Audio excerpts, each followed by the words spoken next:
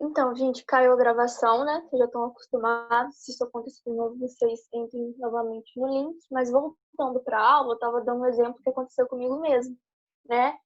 Que eu fui no nutricionista e, enfim, ela me passou um cardápio que era fora da minha realidade, né? Ah, é o ideal, vamos supor, você comer grelhados todo dia, um dia um peixe, outro dia um salmão, né? Comer aí iogurte, adoçar com mel, várias frutas, enfim, creme de ricota, não sei o que, de búfala, peito de peru, é ótimo, é lindo, é maravilhoso. Mas é viável para aquele paciente? Ele vai conseguir adotar aquela, aquela conduta, né? Ela vai conseguir adotar aquele plano ali, aquela estratégia que você fez para ela? Não vai.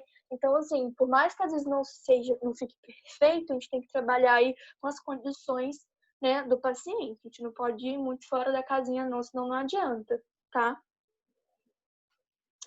Né, então vamos continuar, né? Além aí da gente, né, ter noção da condição do paciente e montar uma estratégia em cima disso, a gente também tem que avaliar o estado nutricional dessa paciente, né? Porque a gente sabe o seguinte, né? Que não é que o bebê né? Ele vai depender, né? Da saúde, ele depende aí das condições da mãe. Se a mãe é enjoo o tempo todo, né? Eu conheço, né, amigas que engravidaram e só queria saber de comer miojo na gestação, né? Porque enjoava muito. A gente entende que tem mulheres que enjoam muito, sim, mas a gente tem que, né, incentivar uma alimentação saudável, fazer ela entender que é um bem pro filho dela, né? Então, assim, a gente tem que ter muitas informações, a gente precisa saber de muitas informações para estar passando isso para os pacientes, tá? E tudo que a gente faz, gente, a gente tem que sempre registrar aí no prontuário, no cartão da gestante, tá? E agora eu vou falar um pouquinho sobre saúde geral e cuidados na gravidez, né? Que é o seguinte, né? Existem várias formas, né, de assistência pré-natal, tá? Assistência pré-natal vai muito mais além daquela consulta agendada, né? Como eu falei, vai muito mais ali do que a pontinha do iceberg, tá? Então, existem várias formas da gente ajudar aquela gestante, tá? Existem muitas formas, né? E quais formas são essas, né? É lógico, né, que é sempre de forma muito respeitosa, né? Uma abordagem muito respeitosa, né? Muito educada. A gente consegue, sim, orientar aquela paciente, tá? Educação, gente, orientação é tudo, tá? Às vezes você não pode ter um dinheiro, né? Imagina se a gente for ajudar toda paciente que passa por dificuldade, não tem como, tá? Mas a gente com boa intenção, a gente consegue bons resultados, tá? Então, né, como eu falei, com uma abordagem muito respeitosa, né, de uma forma muito educada, a gente pode ali estar ajudando sim aquela paciente em relação à saúde geral dela, tá? Incluindo o quê? A higiene e a aparência, né? A gente deve o quê? Falar para aquela paciente que ela sempre deve manter a higiene preservada, porque isso é fundamental para o desenvolvimento do seu bebê, tá? Lembra que eu falei na primeira aula, né, que eu ensinei como higienizar aí a genitália, né? Quando a gente vai ao banheiro, quando a gente toma banho, lembra que eu expliquei para vocês? Parece coisa boba, mas não é não. Vocês lembram que eu falei disso com vocês? Parece bobeira, mas não é. Então, a gente tem que, né, orientar o paciente em relação a isso, tá? Em relação também a sono e repouso, né? A fadiga e o sono, né, são sintomas comuns da gestação, né? Tem mulheres que não têm, ótimo, mas tem mulheres que têm, tá? E esses sintomas, gente, devem ser levados em consideração. Como eu falei, a gente nunca deve duvidar do que a paciente está sentindo, tá? Como eu falei, tem muita gente que fala, nossa, mas que gestante mole, só quer saber de dormir, é preguiçosa, né? Eu dei o exemplo também. Tem umas que falam, nossa, mas eu tava faxinando a casa até ali antes de ir pra maternidade, você fica aí, tá, gente? E não, tem uma explicação o porquê disso. Porque durante a gravidez, né, a mulher, ela passa por mudanças não só físicas, tá? Não é só mudanças físicas, né? É mudança da mente, do psicológico, né? O seu corpo, imagina o teu corpo tendo que se reestruturar totalmente para conceber ali, para gerar ali uma nova vida. Então, assim, é normal que ela sinta, né, todos esses sintomas, tá? Então, a gente tem que respeitar, né, em relação ao sono, à fadiga, entender que isso é comum mesmo, tá? E em prol disso, a gente sempre tem que falar para essa gestante manter o sono da noite preservado, tá, gente? Porque muitas vezes as mulheres trocam o dia pela noite, e isso é errado, tá? O melhor sono é aquele durante a noite. Tá? Durante a noite, o nosso corpo, ele fica inteirado com o ambiente, tá? Então, à noite, o escuro, tá? É sempre a melhor hora para dormir, tá? Mas que ela também tem ali um descanso durante a tarde, tá? No último mês de gravidez, é importante, né, que a gestante ela tenha a atividade ali, doméstica diminuída ou uma atividade profissional diminuída. Se ela é dona de casa, né, que ela pegue mais limpo em relação à limpeza, que ela não dê faxina, fica lá na janela subindo, esfregando. Tá? Se a mulher trabalha o dia inteiro em pé, né, ela tem o direito aí, toda mulher, toda gestante tem direito à licença maternidade. E esse direito, gente, ele deve ser respeitado, tá? Tanto que se vocês, né, observar aí como uma paciente de vocês está passando por algum problema no serviço, né, vocês têm que informar ela que é direito dela, tá? Esse direito ele tá ali, não é de brincadeira não, deve ser respeitado, tá? Em relação à atividade sexual, gente, ela não é contraindicada, tá? Isso fica a critério do casal. Porém, em gestação de alto risco, né, é bom ser evitado, em caso de descolamento de placenta, prematuridade. Então, assim, depende muito do caso. E nisso é o seu médico, né, ou o enfermeiro que vai estar fazendo essas orientações para você, para gestante. Mas até então, não é contraindicado, tá? Em relação ao vestuário, né?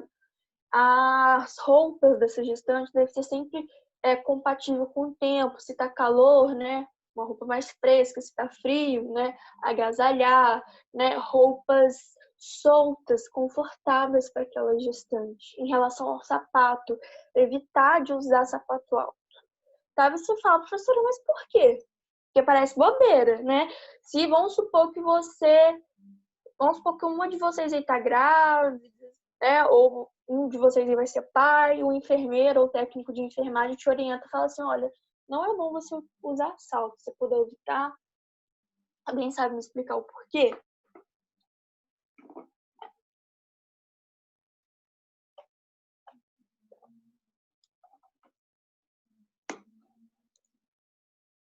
Por causa da coluna? Será?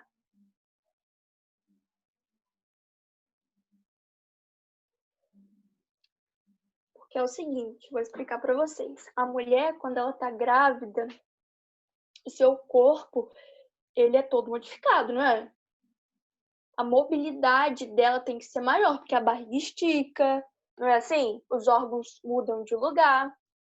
Então, para que ela tenha essa mobilidade de uma forma mais eficaz, né? O corpo da gente é tão inteligente que a placenta dessa mulher, ela secreta, né, a relaxina, tá? Que é um hormônio, tá? Que ele vai ser capaz de dar mais mobilidade para o corpo dessa mulher.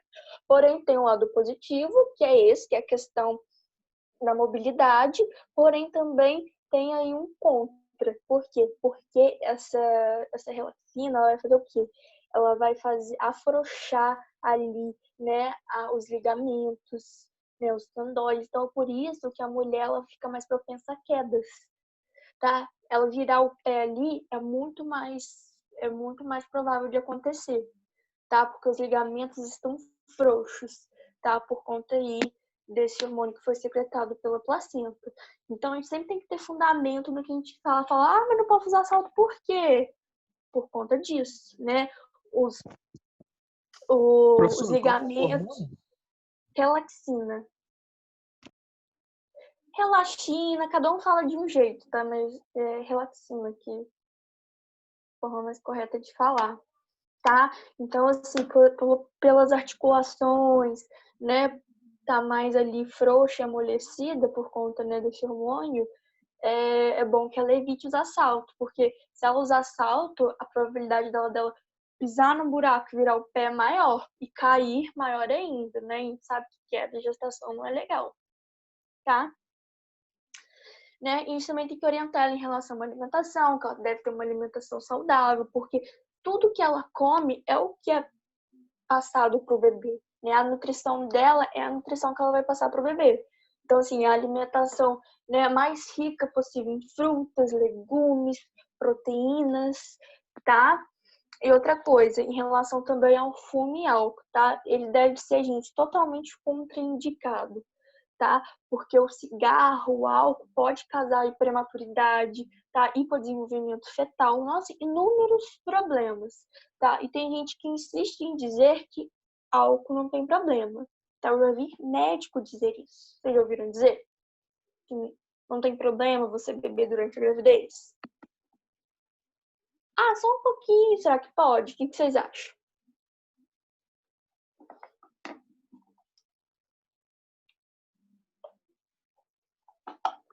Vocês acham que é de boa, que pode, que não tem problema? Ó, já ouvi grávidas dizendo. Ele já falou. Mas não acho legal. Exatamente, gente. O álcool não faz bem pra ninguém. Quem dirá ali para um feto que está em pleno desenvolvimento. Vocês concordam comigo? Eu vou explicar para vocês o porquê, né? Aqui a gente fala que não pode, mas aqui a gente explica o porquê que não pode, tá? É uma pesquisa, né, realizada aí por uma universidade bem conceituada, né? Eles fizeram uma pesquisa informando o quê, né? Se a mulher, ela ingere aí um copo de álcool, caso vamos supor um copo de cerveja, tá? Daqui a 30 minutos, a concentração desse álcool, né, vai estar igual do organismo do feto, tá? Então, vamos supor, essa gestante, ela vai beber um copo de cerveja, vai passar 30 minutos, né, esse copo de cerveja, ele também vai estar ali no organismo do feto. Porém, o fígado do feto é muito menor, ele ainda está imaturo, ainda está se desenvolvendo, tá? Então, é como, né? Se o feto tivesse consumido 8 vezes mais do que a mãe. Então, se a mãe, né, se a gestante tomou um copo de cerveja, é como se o feto tivesse tomado 8. Só para vocês terem noção, tá? Eu pesquisei, né, para trazer essa informação para vocês, tá? É de um artigo. E, assim, eu acho muito importante ressaltar, porque às vezes você fala, um copinho não tem problema, não. Um copinho ali para gestante é um copinho, mas para o feto são 8 copos. Então, assim, né, evitar aí ingerir bebidas alcoólicas, né, drogas, enfim. Tá? A gente tem que ter muita cautela, principalmente no início da gravidez, onde está em desenvolvimento ali o tubo neural. Tá, gente? E agora eu vou falar sobre os períodos clínicos do parto, tá? A gente já falou do pré-natal, semana passada a gente falou da fecundação, né? Um pouquinho da gravidez.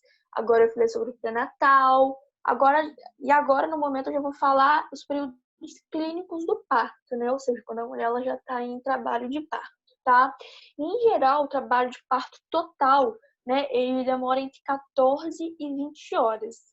Mas o parto propriamente dito, né, ele já tem um período menor, de 7 a 12 horas, tá? Que é a dilatação aí cervical, tá? E a expulsão, ela é rápida, é de 20 a 50 minutos, dependendo aí, ela é bem rápida, tá? Mas, gente, antes de eu falar aí dos períodos clínicos do parto, eu preciso que vocês entendam que a mulher, quando ela tá grávida, né, como que o colo do útero fica? Será que ele fica aberto ou fechado?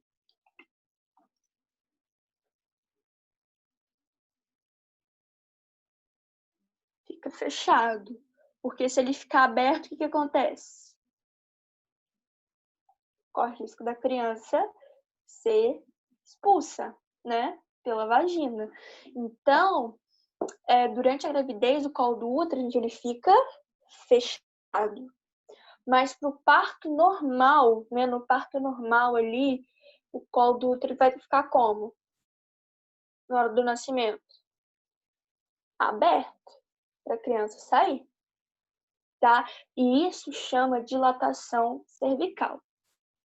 Deu para pegar? Se deu para pegar, então vamos aí falar dos períodos clínicos, tá? O primeiro período clínico do parto, gente, é a dilatação. Tudo começa com a dilatação, tá? E a dilatação, né, ela tem 3 fases. Tem a fase latente, que é o início, entre 0 a 4 centímetros. Então, é quando o colo do útero, ele tá assim, leve, ele tá começando a abrir, tá? Ele tá aí entre 0 a 4 centímetros.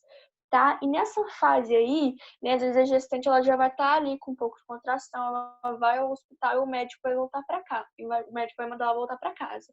E ela vai ficar brava e falar, nossa, mas é negligência, eu já tenho que internar. Às vezes não, gente, porque às vezes a mulher está nessa fase latente e até ela evoluir, né, para outro período, vai demorar muito. Né? Às vezes pode demorar, né? Na verdade, às vezes não. Às vezes pode demorar 1 hora e ela já vai estar lá para ganhar. Ou às vezes pode demorar aí 24 horas.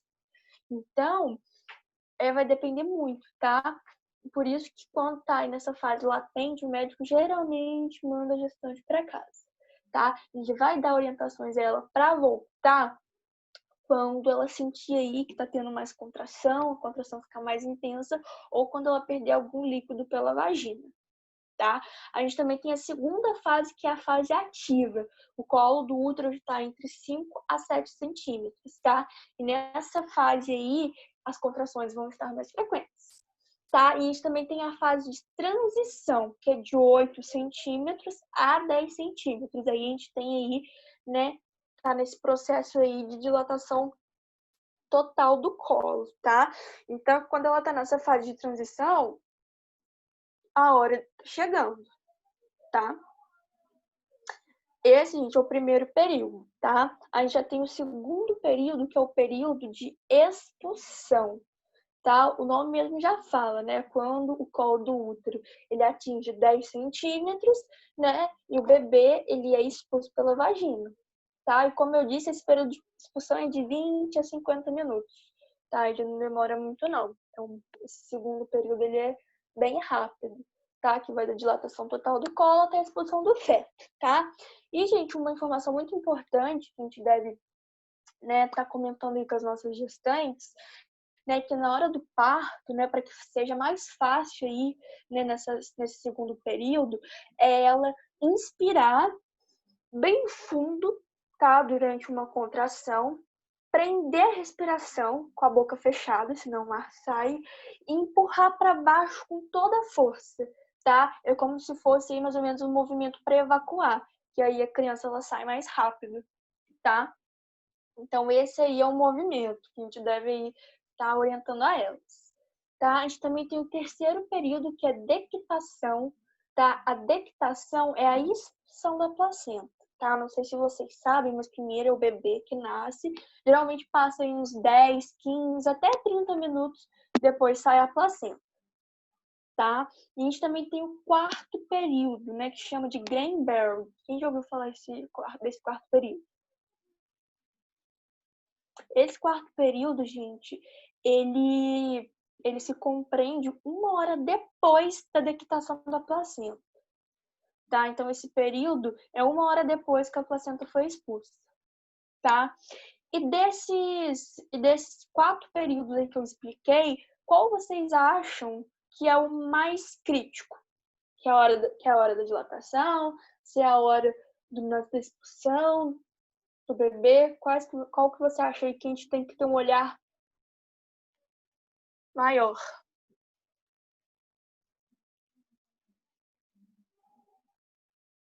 Digam aí.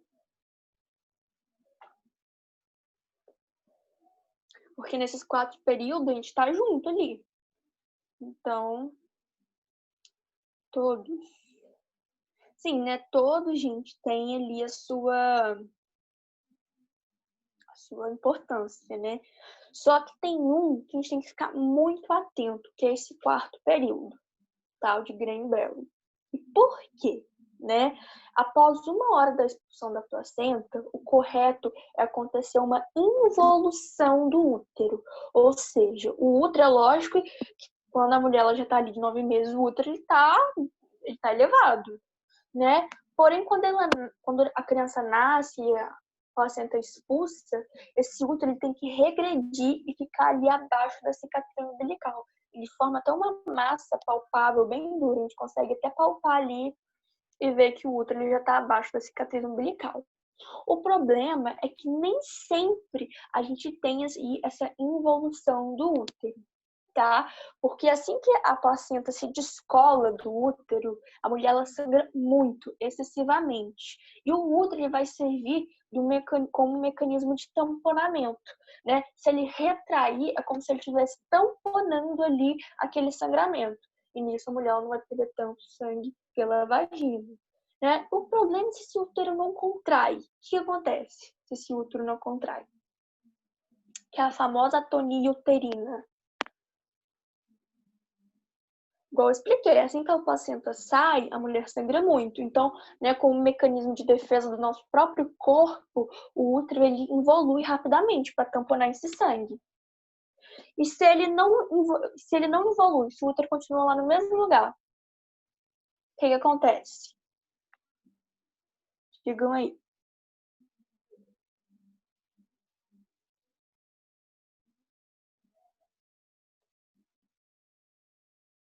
Será que uma hemorragia? Exatamente, Hemorragia.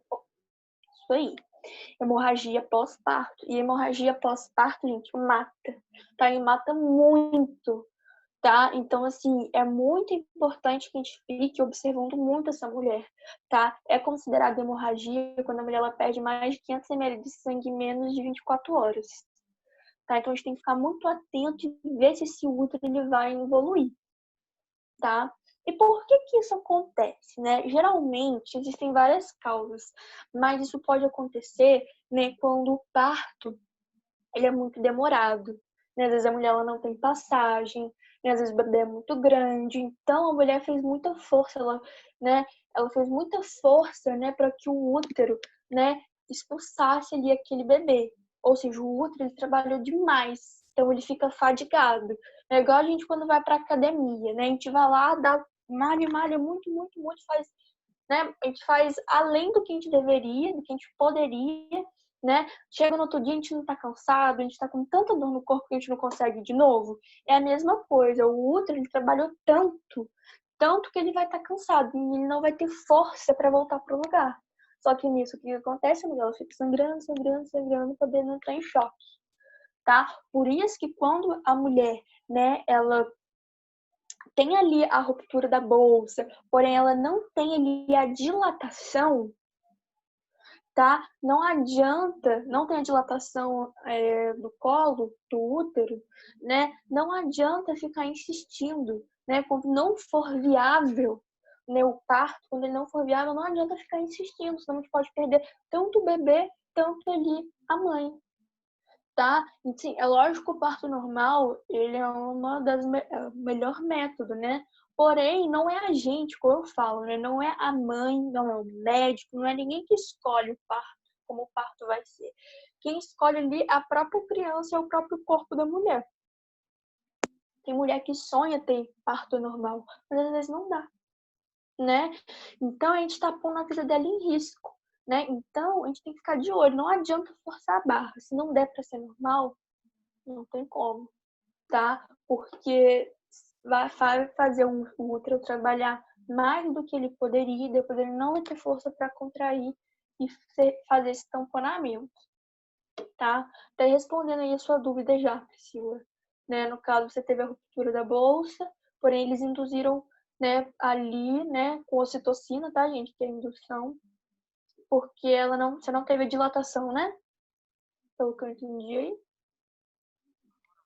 Então, minha bolsa estourou 2h30 da manhã. Eu fui pro hospital, mas sem dor, sem nada.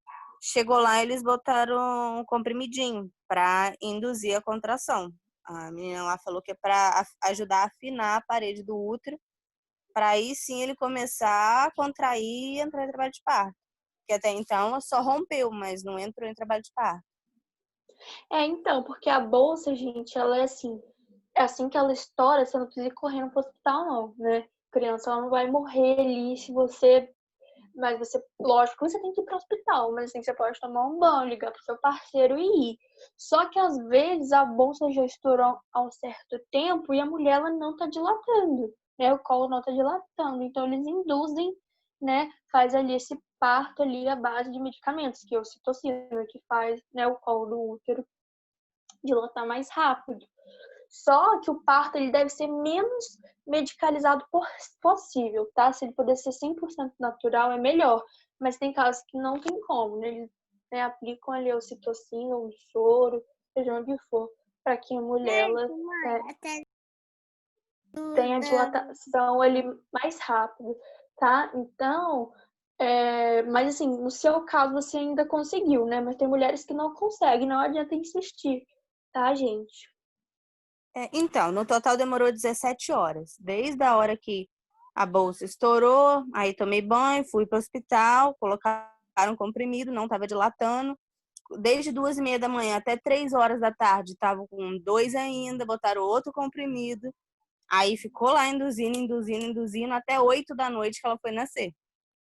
Entendeu? Uhum. Mas foi normal. Foi normal. Entendi. Mas demorou aí um tempo. Então, às vezes demora mesmo, como eu falei. Nessa fase latente, que tá de 0 a 4 centímetros, às vezes o médico manda a mulher para casa, a gestante para casa, às vezes ela acha ruim. Mas porque às vezes pode demorar, entendeu? Até ela passar ali para o próximo período, né, para uma próxima fase, se for ali na dilatação, no caso, né, às vezes da fase latente para a fase ativa pode demorar muito. O que não pode é essa bolsa, né, já ter estourado, né? E a mulher ainda não dilatou nada, vai dilatar nada. Aí não, que foi o teu caso, né? Mas assim, se a bolsa estiver estourada, a gente precisa sim aí já estudar esse caso e ver se o parto normal vai ser viável ou não, tá?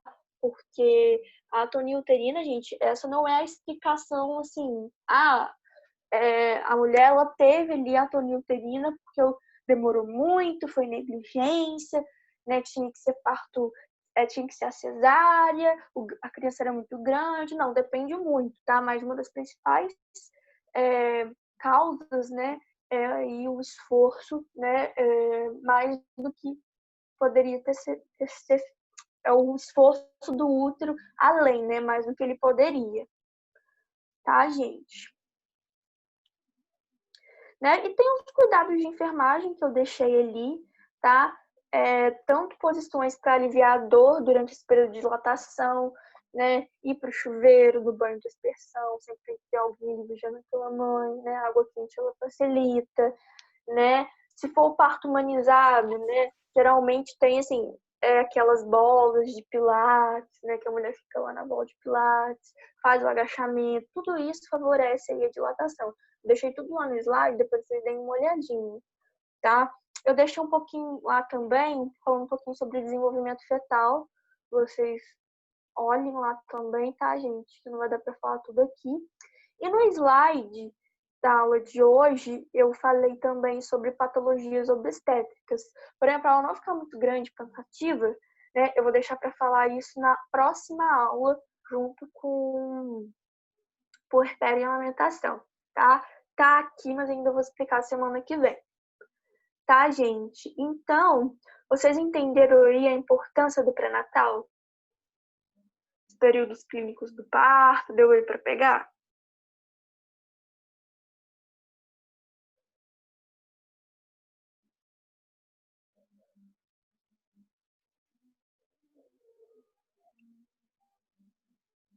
Deu? Senão eu explico de novo. E os cálculos? Deu para pegar? Eu vou explicar de novo, tá, Rafael?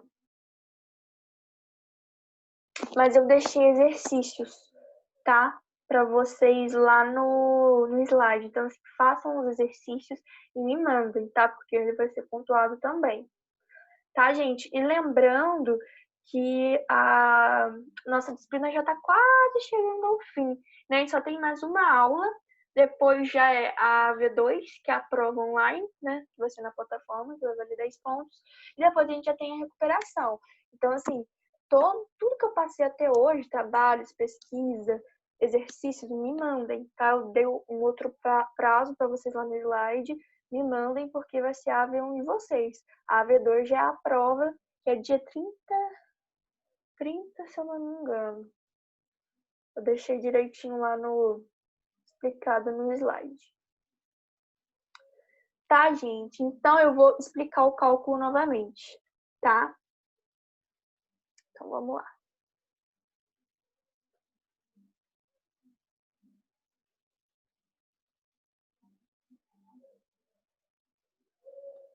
Então, Rafael, e a galera aí, vão prestar atenção de novo nos cálculos, para quem não pegou de primeiro, tá? Para a gente realizar o cálculo, né, de duração da gestação, a gente sempre tem que ter em mente a DUM, que é a data da última menstruação. Ó.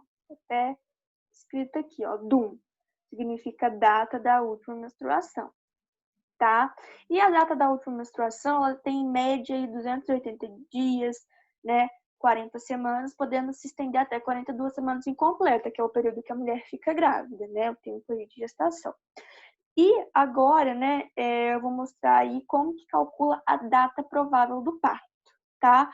Para a gente fazer esse cálculo de data provável do parto, como eu disse, a gente sempre tem que ter em mente a data da última menstruação dessa mulher. No caso, eu dei o exemplo aqui que a data da última menstruação dessa mulher foi dia 15 de janeiro, tá?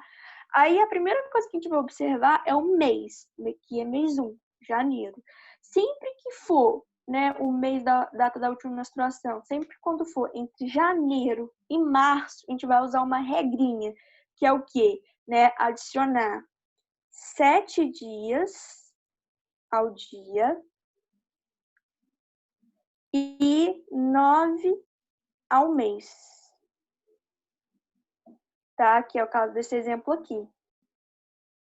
Né? Aí a data da última menstruação dela, né, o primeiro dia da data da última menstruação foi 15/1, tá? E como eu disse, de janeiro a março, né, do mês 1 ao mês 3, a gente sempre vai usar essa regrinha, que é somar 7 ao dia, que no caso aí, né, quanto que é 15 mais 7? 15 mais 7, 22. Quanto que é 1 mais 9? 10. Aí aqui a gente tem a data provável do parto. 22/10/2020. Tá? Porém, a gente tem uma outra situação. Aqui eu falei dos meses de janeiro a março. Tá? Mas se a data da última menstruação dessa mulher for entre abril e dezembro, a gente vai aplicar outra regra. Tá? No caso dessa outra gestante aqui, a data da última menstruação dela foi 15/10/2019. Nesse caso, eu ainda vou continuar somando 7 ao dia, porém, no mês, eu vou diminuir 3, tá? E ao ano, eu vou somar 1, tá?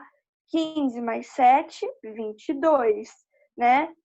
10 menos 3, 7, né?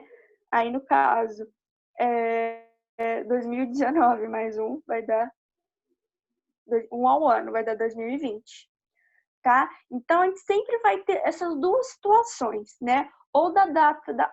A gente vai ter essas duas situações, né? Ou da data da última menstruação dessa mulher foi entre janeiro e março, que você vai aplicar essa regrinha aqui que eu falei, tá? E se for entre abril a dezembro, essa outra regrinha aqui que eu falei. Sempre vai ser uma dessas duas regrinhas, tá? E como eu disse, como é que eu vou saber qual regrinha eu vou aplicar? Você vai olhar o mês da data da última menstruação dessa mulher. Então, gente, uma dica para vocês não errarem. Eu pedi para calcular a data provável do parto, a primeira coisa você vai avaliar aí a data da última menstruação. Tá, pega o mês da data da última menstruação. Foi entre janeiro e março, é essa regrinha aqui, né? Foi entre abril e dezembro, é essa outra regrinha aqui. Deu para entender, Rafael? Diz aí. Deu? Então tá. Mas tem uma outra situação, né? Como eu estava brincando.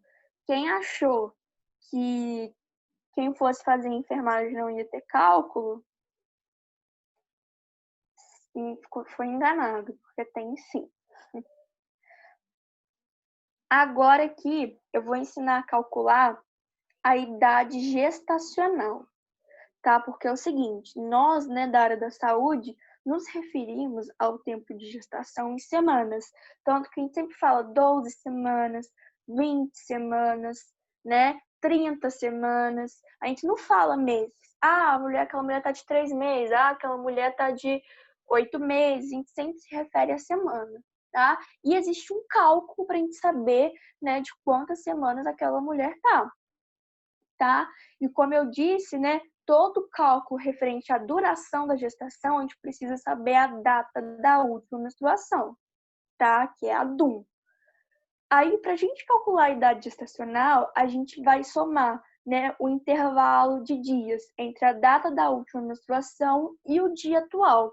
Vamos supor que hoje é dia 10/9, hoje é dia 10/7, mas aqui, gente, o exemplo está 10/9, então releve.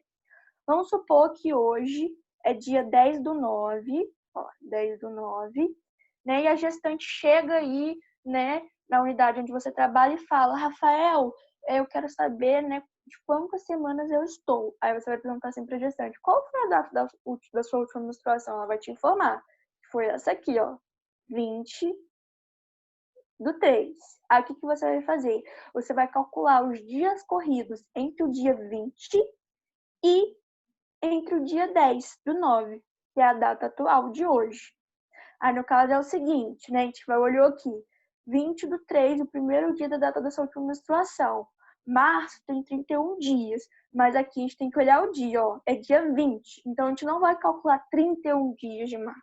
A gente vai calcular do dia da data da última menstruação para frente. Então, aqui, para terminar de completar o mês, né? Foi quantos dias? 11.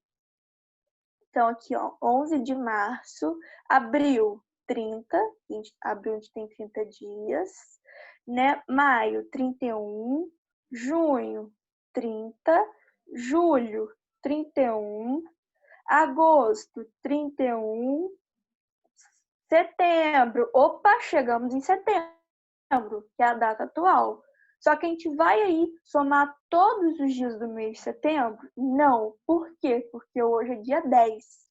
Então, a gente não vai somar ali todos os dias. A gente vai somar até o dia da data atual, tá? A gente vai somar tudo isso, tá? E aqui no exemplo deu 174 dias, tá?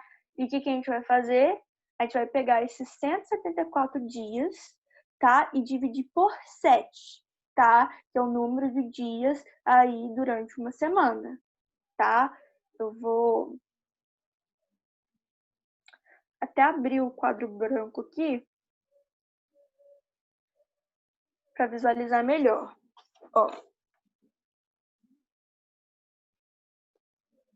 174 dividido por 7. Lembrando que esse 174, gente, esse 174 é os dias corridos entre a data da última menstruação, tá? Até a data atual, tá? Então, vamos lá.